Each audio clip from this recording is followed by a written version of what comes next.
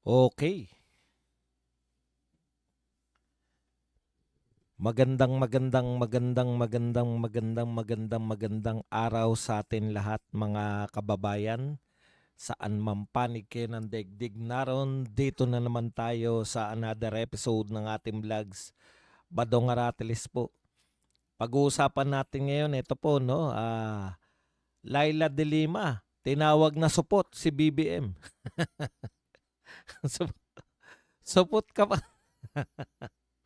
Erice, matigas daw po ang ulo ng gobyerno dahil po ipinasa pa rin, no, sa 2026 budget. Ito pong unprogrammed funds. Yan. At pag-uusapan din po natin, ito po, gusto po nilang hindi lang po yung 60 billion ng PhilHealth.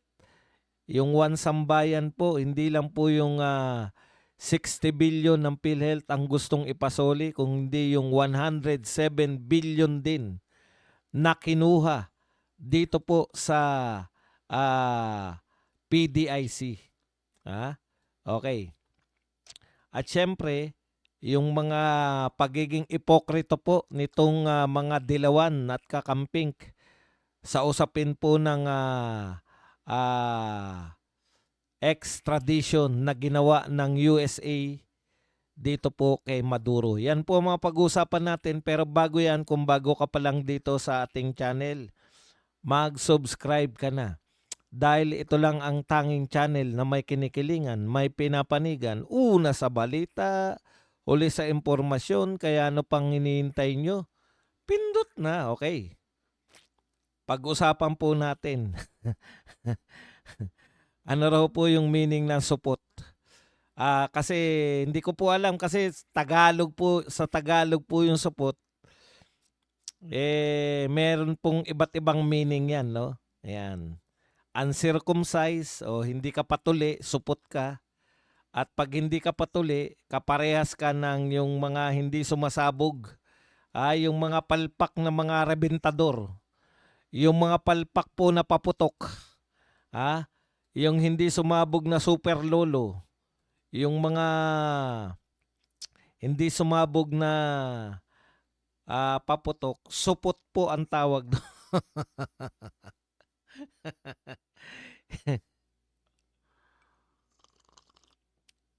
Okay, Happy New Year sa atin lahat. Pers, mamaya po, manood po kayo sa first episode ng 2026 ng Birada Agila. Kaya subaybayan nyo po kami mamaya. Masarap po ang ating talakayan sa Birada Agila. Okay, pag-usapan na po natin to, no? Unahin na po natin kung ano po yung nauna rito sa ating kodigo. Ito po, sinabi ni Yusek Claire Castro. Actually, nung ano niya pa sinabi to, hindi lang natin natatalakay. Lagi po itong nasa topic ko pero nakakalimutan ko lagi. Ito po ang sinabi ni Auntie Claire. Hinggil po dito sa reaksyon po, no, ng mga mamamayang Pilipino na tila nabudol na naman. Sila dito po sa panawagan na bago magpasko, nag-expect po tayo. Ang dami po nagsabi niyan. Si BBM, si yung ombudsman na Boying Remulla, tsaka yung sino pa ba? Yung si DPWH Secretary, Boy Tokis Dizon. Binanggit din po yan na maraming magpapasko sa kulungan, pero nakaraos na po. Bukas po ay 3 Kings na. Malapit-lapit na rin po yung tinatawag nating pista ng Nazareno. Wala pa rin pong nakukulong na malaking isda. Ayan. Kaya sa mga naiinip, ito po ang pahayag nito ni Auntie Claire. Sa 4 months, marami na nangyari. Pero sa 6 na taon nung nakaraang administrasyon, ang dami ng inaming ghost projects. Sa 4 na buwan, naiinip. Paano yung 6 na taon na walang nangyayaring pananagutan? Gustong palabasin ni Auntie Claire na 4 na buwan pa lang. 4 na buwan pa lang yung gobyerno ni Marcos. Minsan po, pag nagsasalita si Auntie Claire, ang kukwestiyonin nyo na yung realidad ng mundo. Ha? Minsan po yung realidad nyo. Ang alam ko, si Marcos umupo 2022. Kung paniniwalaan po natin to si Auntie Claire, yung realidad po ng mundo. Yung reality na po ang kukwestiyonin natin. Grabe. Sa 4 na buwan daw, naiinip na tayo. 4 na buwan? Nakakainip ba yung 4 na buwan? Mag-a-4 na taon na po si BBM. Wala pa rin pong nangyayari sa kanyang panunungkulan. Yan po ang katotohanan, Auntie Claire. No? Hindi ko alam kung ako ba ang nagkakamali ng realidad. Kung makikinig ka kasi rito sa mga tukmol na to, may personal lang po ako kasi binanatan ko po yung tungkol dun sa nawawala daw, may nagtakbo raw, di ba? May maganda yung continuation Ngayon lang po ako dinumog. Sanay na po ako sa YouTube, sanay na po ako sa TikTok, sanay na po ako sa Facebook na dinudumog ng mga batikos, no? Binibira ng mga trolls, binibira ng mga bashers. Pero sa Expo, ngayon lang po ako nakaranas. Alam mo, ngayon ko po na-realize na sangkatutak man yung trolls ninyo. Sangkatutak man yung trolls na binabayaran ninyo.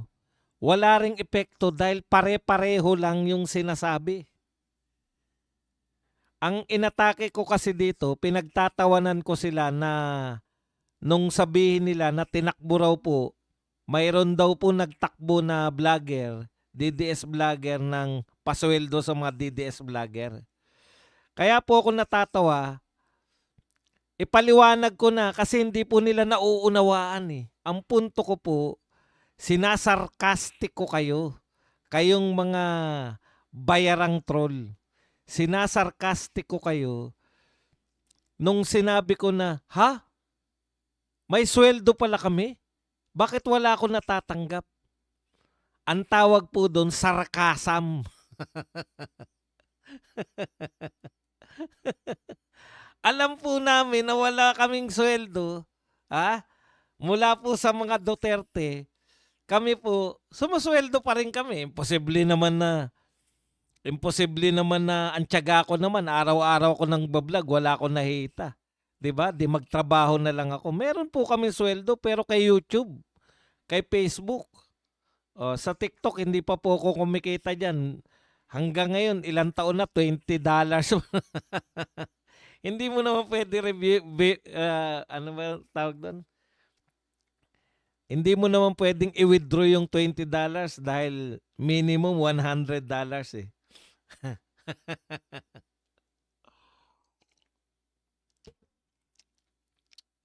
Dalawa po pinagtatakan ko dyan. Bakit sila yung galit na galit? Kami supposedly yung tinakbuhan ng sweldo.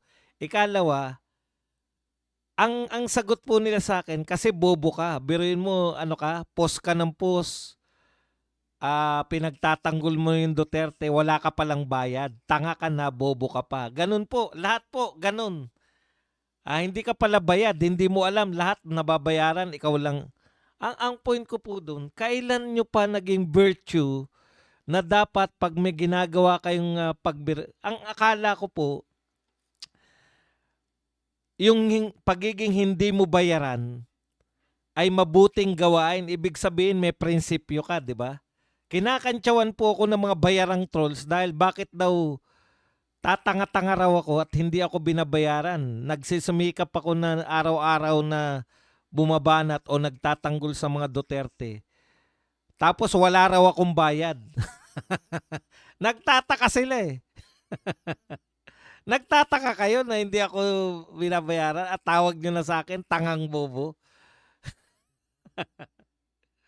Alam niyo po, eto po aaminin ko sa inyo Aaminin po namin mga Duterte vloggers. Sapat na po yung views namin mula sa mga Duterte para kumita po kami ng disente. Hindi naman po kami yayaman, no? Hindi po kami yayaman. Tama po yung kung ang iniisip nyo po magiging kasing yaman kami ng mga bayaran sa kabila, hindi po. Okay lang po. Okay lang po na nabubuhay lang kami. Pero yan po pinagmamalaki namin. Uy, Placido Pilosopo, shout out sa iyo. Happy New Year. Pinagmamalaki po namin yan, no? Na hindi kami bayaran. Pero dahil hindi ka bayaran, Badong, ang tawag sa iyo ng mga bayaran trolls, tanga at bobo. O, di parang inamin nyo na kayo lahat bayaran. Pinutakte ko eh. Nagulat po ako sa X eh. Dati walang gano reaction dyan sa Rex eh. Ngayon lang po ako naputakte kaya tuwan-tuwa ako eh. At least kahit papano alam nila na bobo at tanga ako kasi hindi ako nagpapabayad.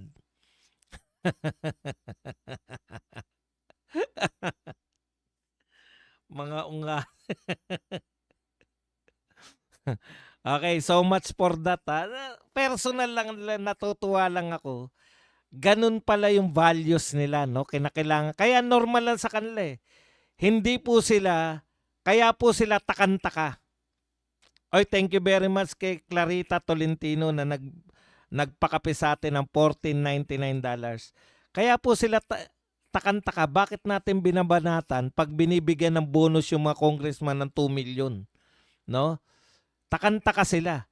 Eh, sa kanila kasi normal ang lahat. Hindi sila kikilos ng walang bayad. Okay? Kaya, diyan nyo makikita na talo na kayo ngayon pa lang. Bakit? Eh, panay bayaran yung mga supporter nyo eh. Paano pag hindi na kayo nagbayad? Wala na kayong supporter. Ang may pagmamalaki namin sa mga Duterte supporters, walang bayad. Kaya kami sumusuporta dahil talagang naniniwala po kami sa mga Duterte.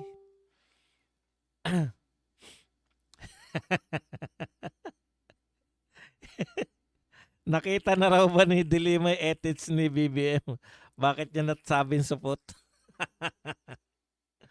Okay.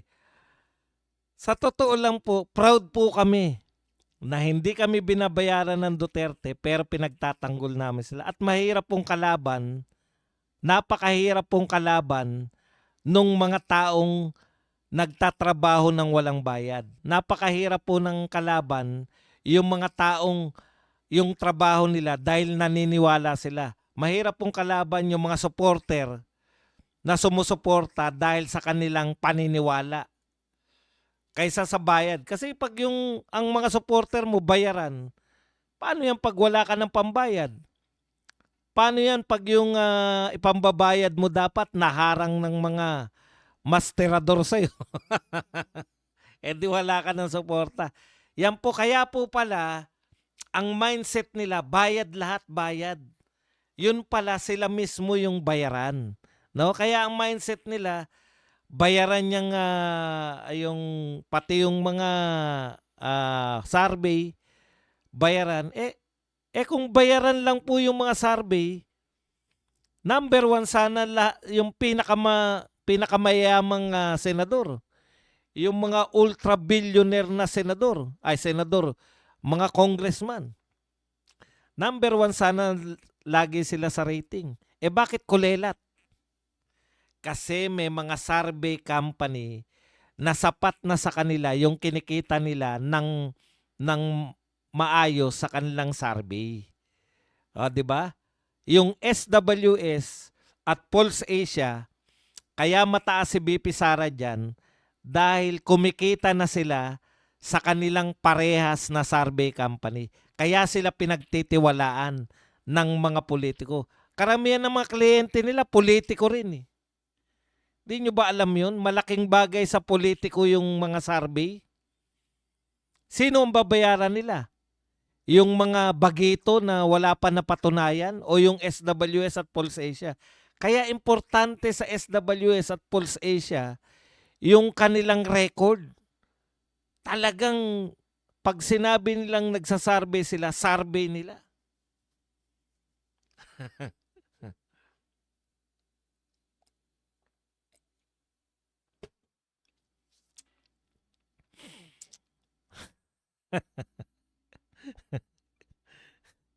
Pag nakakita na po kayo ng nagda-drive ako pinagda-drive ako ng mamahaling sasakyan, at hindi yung laspag-laspag na Avanza. Tsaka nyo po sabihin na ako nagtangay ng bayad. Kasi wala akong pagkukunan eh. Wala po akong pagkukunan bukod po sa nagretiro ako sa gobyerno. Pagbablog lang po, hindi ka po magiging ultra-millionaire dito po sa pagbablog. Pero siguro yung alam nyo naman yung may mga superstar na vlogging. Okay, so much for that. Punta na po tayo rito sa sinabi po ni Auntie Claire. Yan na nga, no? Auntie Claire, paalala lang namin sa iyo, hindi lang po 4 na buwan si BBM. Siguro, 4 na buwan, buhat nung sinabi niya na mahiya naman kayo. Pero yung panunungkulan po ni BBM, 4 na taon, mag-a-4 na taon na siya. No? At yung sinasabi mong 6 na taon ni Tatay Digong na walang napanagot, sino po yung dapat panagutin? Nag-aakusa na naman kayo. Wag nyo pong, eto po yung classic na no? Porket sa gobyerno nila, laganap ang pagnanakaw, laganap ang korupsyon. Ipinagpapalagay ni Auntie Claire na sa gobyerno ni Duterte, laganap din ang korupsyon at pagnanakaw. Alam mo ba, Auntie Claire, na lahat halos ng media, pwedeng SMNI, kalaban po ni Duterte? Ibig mong sabihin, wala kaming nabalitaan na inexpose si Duterte o ang kanyang gobyerno sa malawakan na nakawan. Yung mga babanggitin nyo pa isa-isa, halimbawa, formally, na hindi nyo naman napapatunayan. Halimbawa, kung pa isa-isang ganyan, pag pa isa-isa po, kasalanan po yan na magnanakaw dun sa lugar na yun. Pero pag malawakan na po, kasalanan na po yan ng pinuno.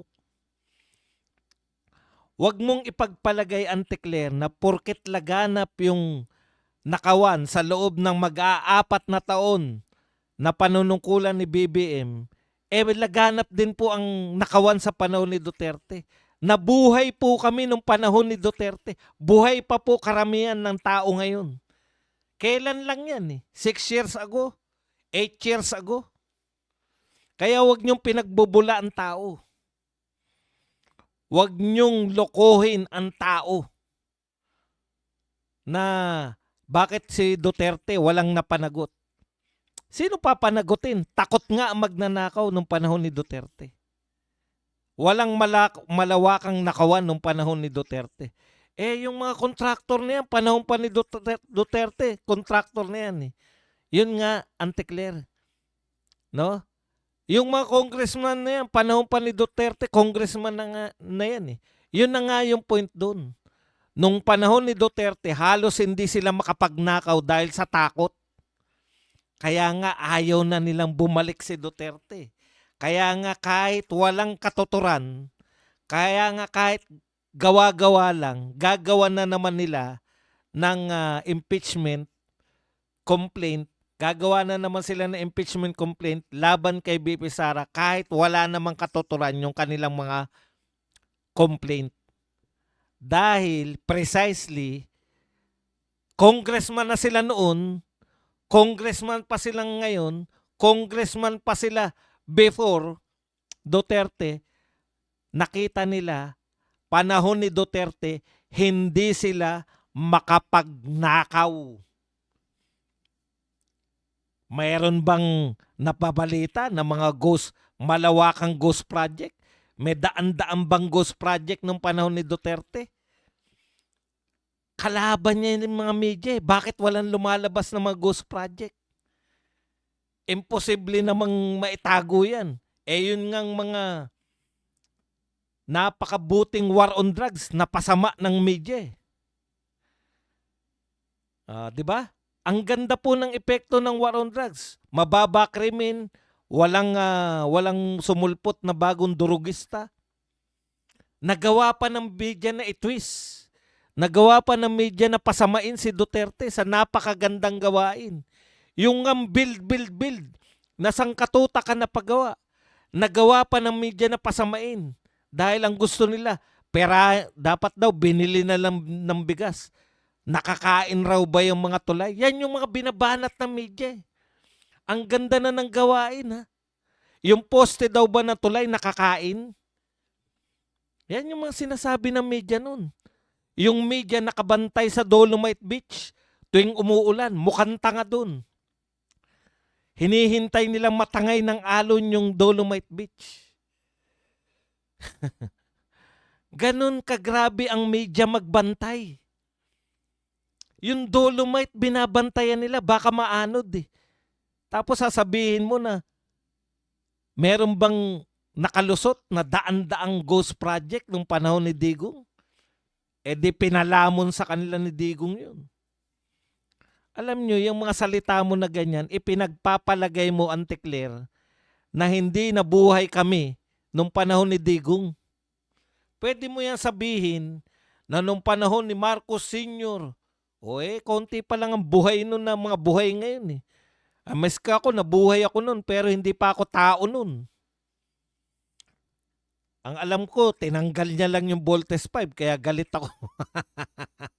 Wala na Voltes 5, hindi namin nalaman ang ending. Nakita ko yung ending ng Voltes 5, may anak na ako eh. Kaya kami, wag nyo kaming pinagbubula na 6 na taon na walang pananagutan. Paano mananagot? Takot nga magnakaw. Alam mo yung ibig sabihin, yung mga kriminal takot. Nung panahon ni Digong, yung mga pangkaraniwang tao, payapa, naglalakad ng madaling araw. Alam mo, nakakausap namin yung mga Grab driver. Nung daw panahon ni Tatay Digong, kahit saan sila, walang kakaba-kaba. Walang krimen na nababalita, walang mga krimen na ganyan. Media pa natin makakaligtas. Maliligtasan pa. Dolomite nga na walang kasalanan, ang ganda, napapasama nila eh. Imagine niyo yun, Dolomite. Dating basurahan, dating taihan ni Redon. Malamang tumatae si Redon dyan eh. Ang bantot po dyan, alam niyo po kung bakit? Pag ganun po yan, wall po yan eh. Pag ganun, no? Ebak po yung mga walang, pasensya na po yung mga nanginginain. Umiebak po yung mga walang terahan. Gugulong po yung ebs niyan. Didikit ngayon sa pader. Maaarawan ngayon. Ang bantot po nun. Tapos naging pasyalan, nilagyan ng Dolomite. Pinapasama pa po ng media yun. Yan pang may matuklasan ng mga flood control project na ghost. Utot nyo. Paano mananagot? Wala namang ganong magnanakaw ng panahon ni Digong. Takot ang mga magnanakaw. Kaya yan, kaya galit na galit si Redon, malamang isa siya sa mga tumatai dyan. Sa Dolomite. Nawala yung taihan niya eh.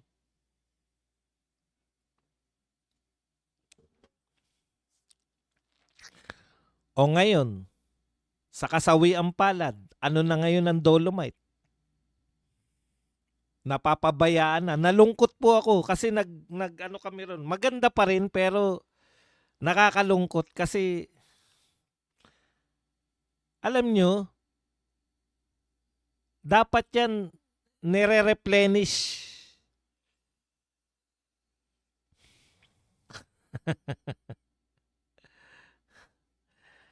Pero nababawasan, hindi na nare-replenish eh. Normal po yun sa lahat po ng mga Dolomite. Artificial beach po kasi yan eh. Normal po yun na kasama po sa budget yan na nire-replenish. Siguro may budget yan. Alam nyo naman ngayon, lahat ng budget.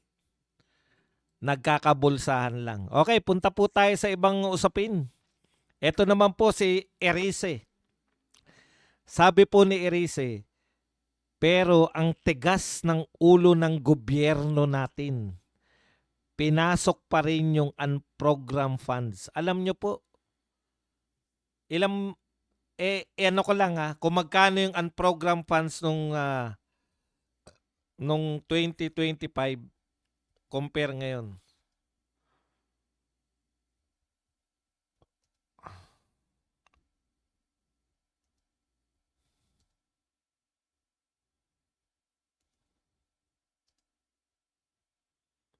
Madali na kasi nung ngayon. Okay. Matagal na pong usapin yan yung 2025, yung unprogrammed funds, di po ba?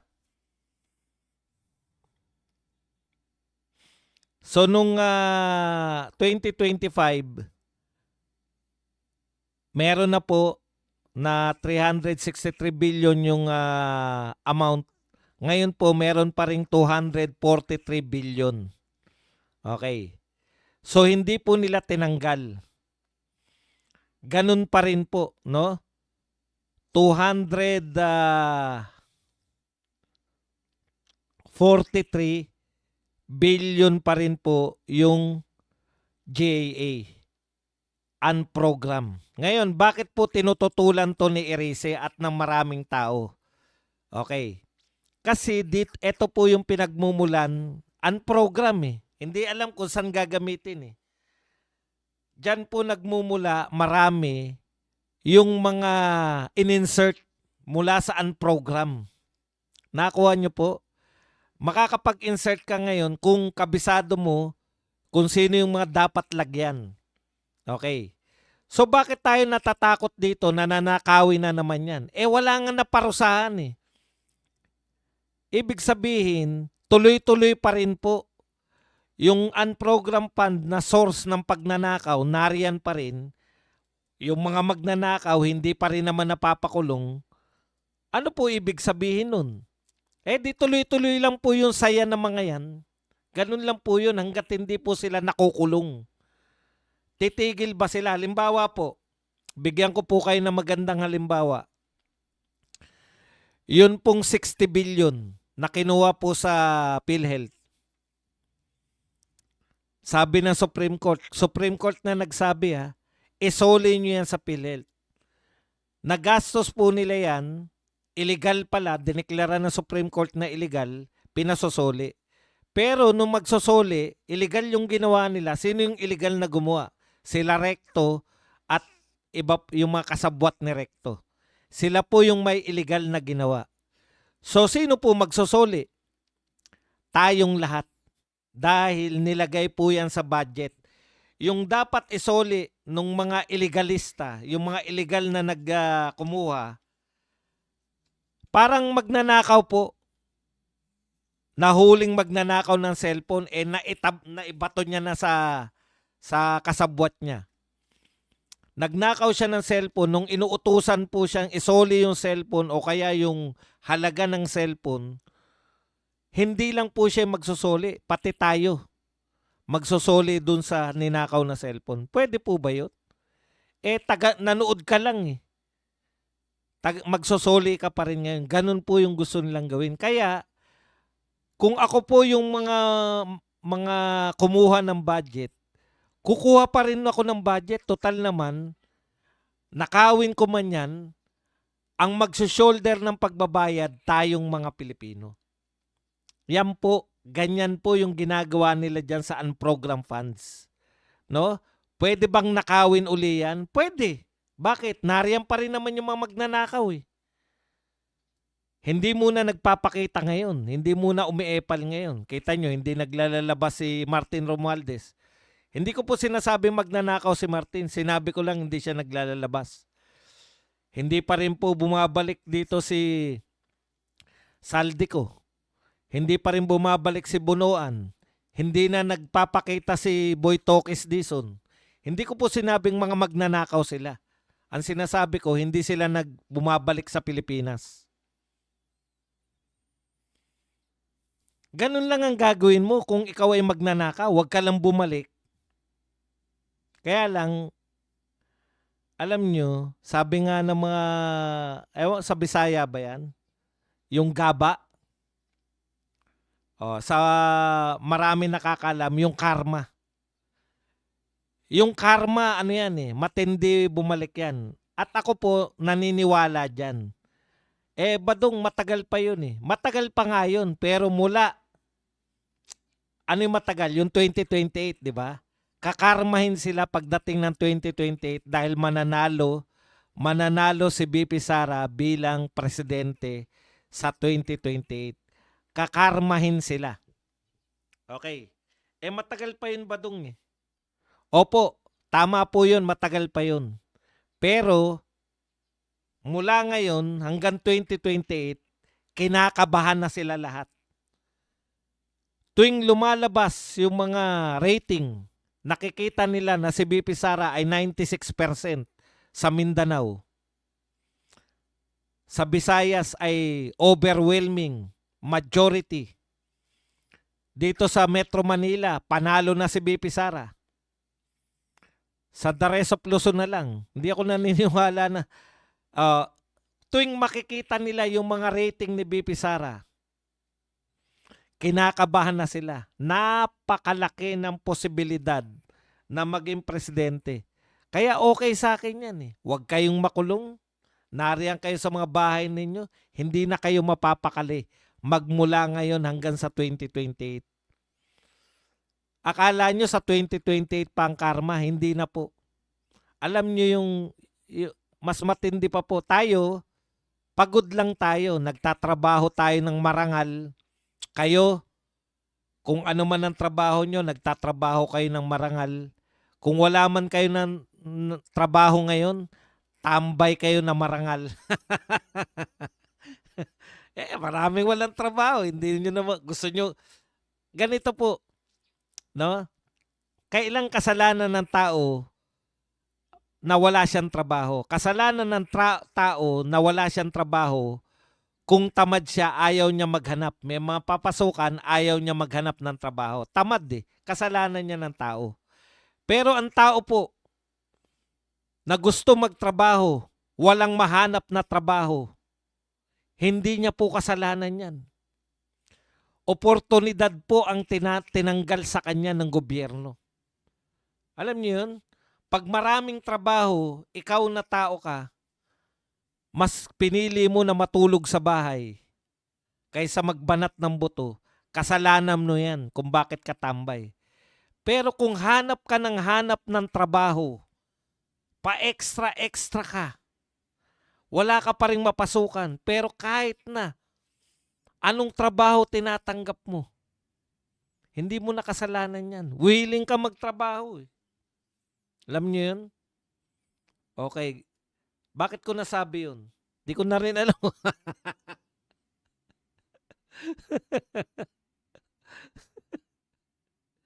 Ang punto ko po, malayo na. Hindi ko na alam kung bakit ko nasabi yun. Pero ang punto ko po, no? Kahit na hindi pa kayo nakukulong sa ngayon, kahit na kayo ay congressman pa rin o contractor pa rin kayo ngayon, yung kaba sa dibdib ninyo, tuwing makikita nyo na papalapit ng papalapit si BP Sara, papalapit ng papalapit yung presidency ni BP Sara, papalapit ng papalapit na nagmumukha. Kita niyo yung mga pronouncement nila lahat. Pag hindi tayo manunalo kay BP Sara, pag hindi tayo nagsama-sama, kaya lahat na lang ng mga imposibleng tandem, iniisip na nila, wag lang manalo si BP Sara.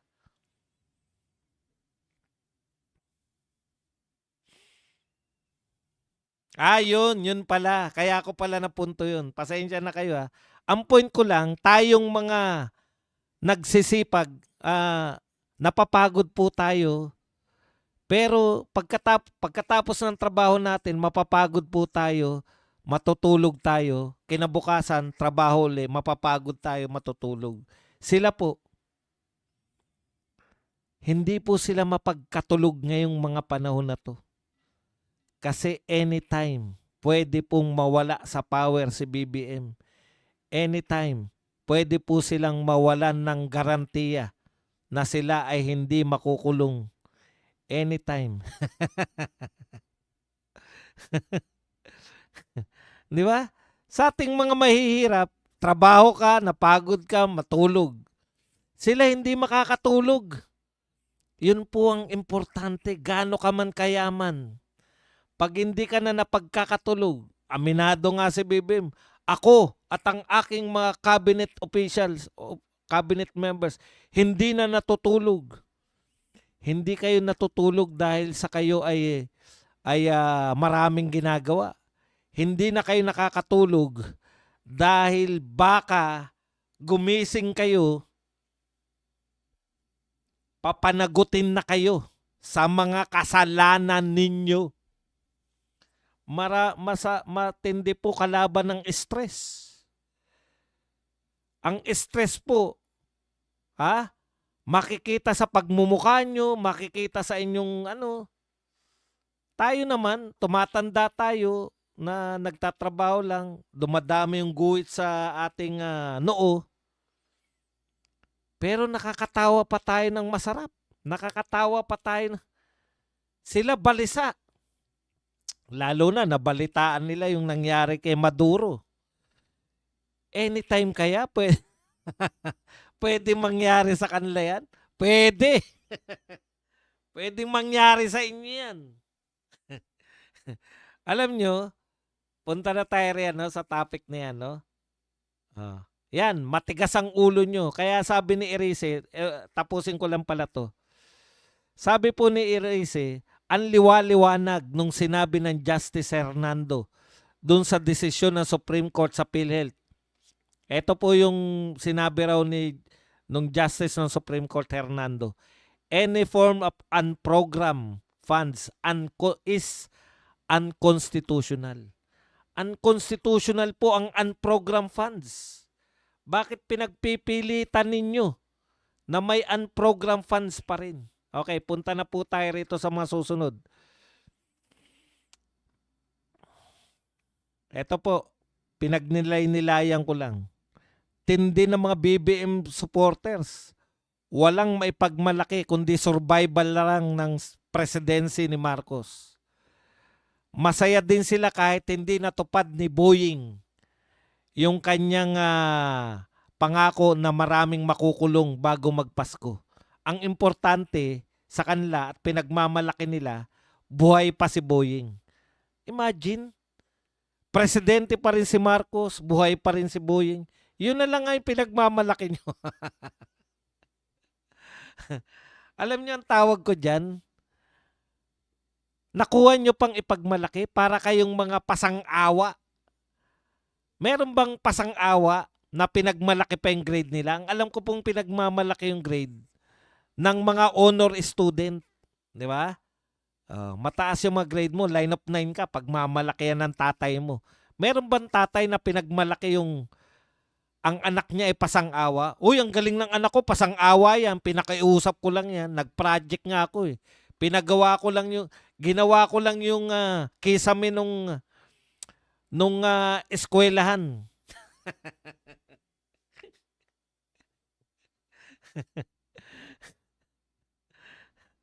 Okay, eto na po. Dito na po tayo kay Laila de Lima. Bakit niya po nasabi na supot si BBM? Nakita niya ba yung tanong kanina ni Amik? Nakita niya ba yung ari ni BBM para niya masabing supot? Hindi po. Yung supot po ay particular dito yung mga substandard na paputok. Okay. Sabi po ni De Lima, it is definitely expected of us, especially in the government. Ganyan magsalita si De Lima. Yung talaga, parang parang yung anong tawag dyan, yung nagde-declaim. It is definitely expected of us. Normal na salita ni De Lima. Akala mo kasali sa declamation contest eh. It is definitely expected of us, especially in the government, to take a stronger stance against corruption and to ensure that the big fish or big fishes in this massive corruption scandal do not go unpunished. A promise of this administration that has yet to be fulfilled. Ganyan po.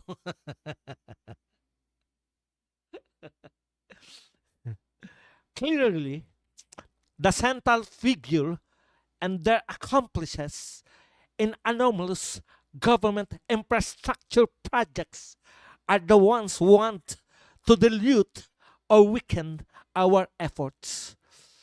Isama na rin yung iba pang mga may itinatagong yaman at sangkot sa iba pang katiwalian na hindi pa nauungkat o hindi pa rin lusot hanggang ngayon.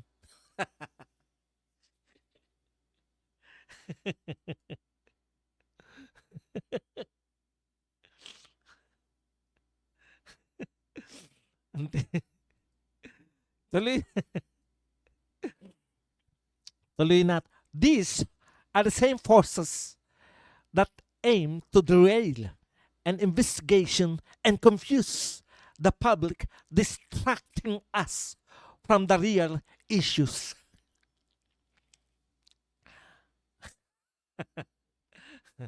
Di ba? So, sinabi ni De Lima, si BBM daw po ay para siyang ano, no?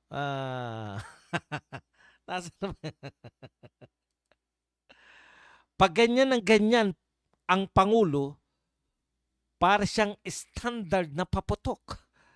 Nagpasabog, pero supot. Supot ka raw, Mr. President. Para ka raw substandard na rebentador na nagpasabog, pero supot.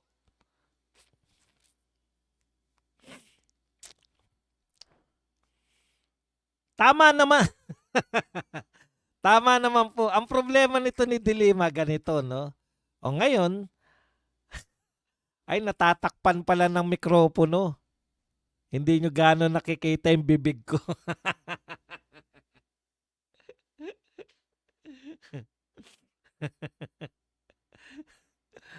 Ang problema ni De Lima ganito. Supot pala eh.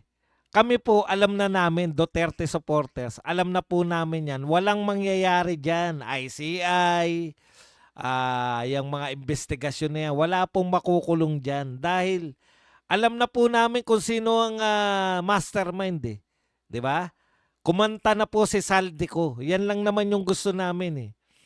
Kumanta na si Saldico. Oh. Ang mastermind, yung magpinsan, ayon kay Saldico. Siyempre kasama siya ron. Lang naman sabihin niya. Oh. Yung mga binabanggit ni BP Sara, yun na yun eh. Tapos maniniwala ba kami dyan? ICI lang, mapapatino. Ang problema ninyo, De Lima, Lacson, mahilig kayong dumakdak na bakit walang nakukulong. Mahilig nyong payuhan si BBM na dapat may mapakulong. Paigtingin. Panay expose lang. Si De Lima nga walang ine-expose eh. Panay pangyayakag lang na the president. Alam nyo, sa totoo lang po, tama po yun. Supot na paputok. No? Supot na paputok si BBM. Panay ingay pero walang putok. Ang point lang natin dito, alam na namin yan. Mag-aapat na taon na si BBM. Ano ba bago dyan? Kayong mga dilawan ang peste sa lipunan kasi binibigyan ninyo ng pag-asa yung mga tao na magtiwala uli sa Pangulo. Lantad na ilang taon na. Maski yung mga Duterte matagal na sinabi yan. Lahat ito palabas. Parang sarsuela lang lahat. Palabas lang. Yung mga madadramang mahiya naman kayo.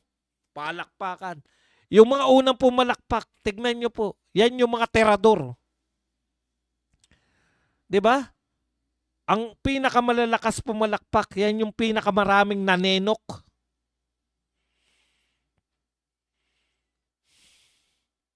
Hindi po natin alam kung nasa na si Saldico ngayon. Bakit tumahimik si Saldico? Hindi po natin alam. Ang alam natin, sabi ni BBM, binablockmail siya nung huli. Di ba? Binablockmail siya ni Saldico. Una, Binablackmail ka pala. Dapat pinahuli mo yung attorney niya. Presidente ka ng Pilipinas. Ba't ka lang nagsusumbong? Ikalawa, baka totoong nagka-blackmailan. Tumahimik na. Di ba? Ang sabi sa blackmail, ha? Tatahimik na raw si Saldico. Titigilan niya nakalalabas ng video. Basta, tumahimik lang sila laban kay Saldico. Yan yung blackmail di ba? O tahimik na lahat. Wala na nagbabanggit kay Saldico. Baka totoo yung blackmail. Hindi naman natin kaano-ano yung mga yan. Pare-parehong mga magna. Pare-parehong magna yung mga yan. O baka nagkatotoo yung blackmailan. Natutuwa tayo kay Saldico kasi nagtapat siya. Di ba? Sabi nga natin from numero unong kontrabida na naging bida. Wala pa ring big fish talaga yan na mahuhuli. Wala pa rin. Kasi nga, baka yung mga huhuli paano mo ipapahuli sarili mo? Logic lang yan. Dito po muna tayo sa Ito po, sabi ni Antonio Carpio na naman. Sabi ni Carpio, sa mga bangko, habulin niyo yung 107 na PDIC funds from Treasury kasi nagdeklara na yung Supreme Court ruling. Kaya PhilHealth lang yung pinasosoli kasi yun lang po yung merong petisyon. Yun sa PhilHealth, isoli yung PhilHealth. Pero pwedeng pagbatayan niya ng mga bangko para kunin muli yung PDIC.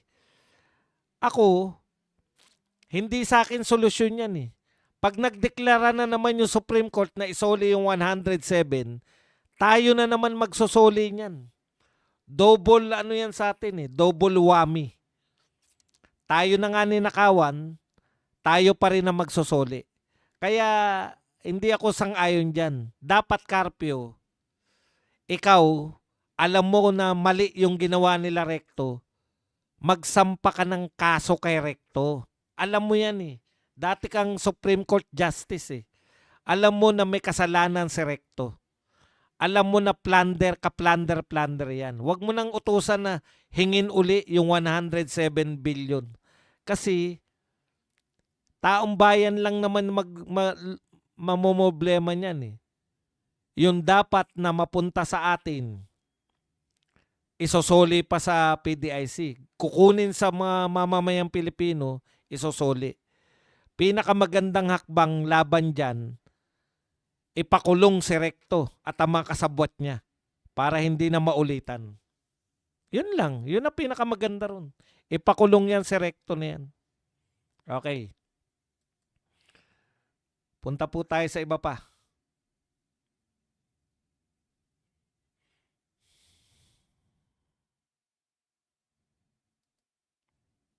At dahil maubusan na tayo ng oras, ito po yung mga anong tawag dito? Ito sila Dilima at mga Dilawan. Ang dami po nilang sinabi dito tungkol kay Maduro, no? Tinututulan po nila, kinukundina po nila yung ginawa di umano na US na pagkuha kay Maduro. Bakit po ka-ipokritohan ito sa akin? No? Hindi naman sila consistent Pag taga-ibang bansa, kinuha yung presidente ng Venezuela, kinukundin nila yung US. Bakit mo kukunin yung pinuno? Okay. Ang samantalang, nakikita ko po ngayon sa mga video, nagbubunyi.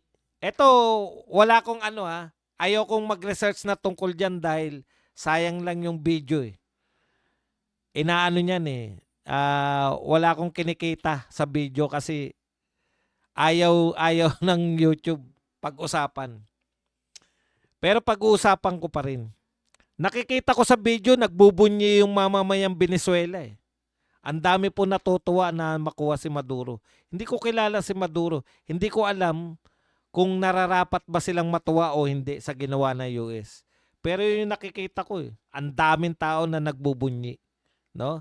Parang iniisip ko kasi, ano kaya gawin dito sa atin ng US yan? Kunin yung presidente natin.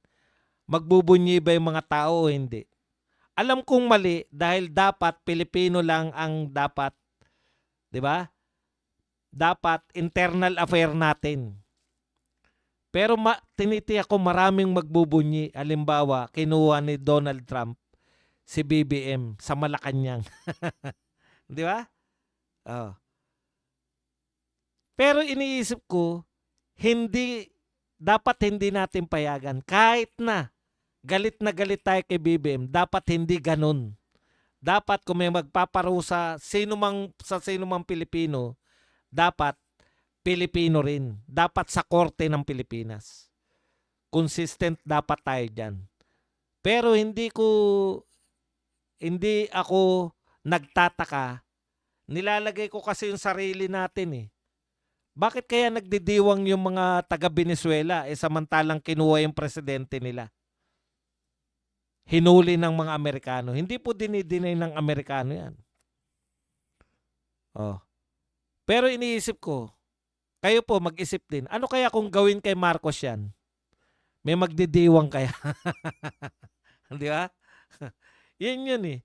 Kaya hindi mo masisisi na hindi natin kasi kilala si Maduro eh. Paano siya nanunungkulan doon sa kanilang lugar eh. Pero syempre, yung basic principle natin, hindi natin dapat pinapayagan yung ganun. Gaano man kasama yung isang Pilipino, dapat dito siya litisin. Yun yung paniniwala. Ngayon kayo, balikan natin tong mga dilawan. Dilima, sila Jokno, itong sila Percy. Nagsalita na yan, kinukundina nila yung ginawa ng US kay Maduro. Ang point ko lang sa inyo, kinukundina nyo yung ibang bansa dahil sa ginawa sa ibang bansa. Pero dito sa atin, natutuwa kayo na dinukot, kinidnap yung ating Pangulo, dating Pangulo, at pinakulong sa ibang bansa. Ang tawag namin dyan, ipokrito. Kaipokritohan. Di ba? Yun. So, matutuwa siguro tayo. Ako, matutuwa ako eh. Pag nangyari yung kay Maduro, kay Marcos eh. Kaya lang, dapat hindi maganap. Kayo, mga dilawan, ano ang moral ascendancy ninyo na banatan si Donald Trump samantalang si President Duterte natutuwa kayo na pinakulong sa ibang bansa? Wala kayong moral ascendancy para bumanat sa ginawa nila kay Maduro. Dahil hanggang ngayon, nagbubunyi kayo na si Tatay Digong ay nakakulong sa ibang bansa. Yan lang ang ating topic. Pwede na kayong magtanong. Pwede po kayong magbigay ng reaksyon. At higit sa lahat, pwede po kayong magpakape.